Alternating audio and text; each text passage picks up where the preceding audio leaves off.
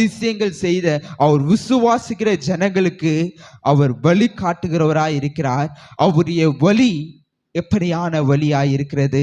அவரை விசுவாசிக்கிறவர்களுடைய வழி அவருடைய நண்பர்களை, அவருடைய உறவினர்களை உண்மையாய் தேடும்படியாக, உண்மையாக நேசிக்கும்படியாய் இருக்கிற அன்பாய் அவர் வெளிப்படுத்துகிறவராய் இருக்கிறார். எத்தனை பேர் ஒரு ஆமென் சொல்ல போறீங்க? நம்முடைய வாழ்க்கையில அன்பு எப்படியாய் இருக்கிறது? நம்முடைய விசுவாசம் எப்படியாய் இருக்கிறது? நாம் நண்பர்களை எப்படியாக அன்பு கூறுகிறோம்? நம்முடைய உறவினரை நாம் எப்படியாக அன்பு கூறுகிறோம்? நம்முடைய பிள்ளைகளை நாம் எப்படியாக அன்பு கூறுகிறோம் என்று நாம் யோசிக்க வேண்டும். அப்படியாக நாம்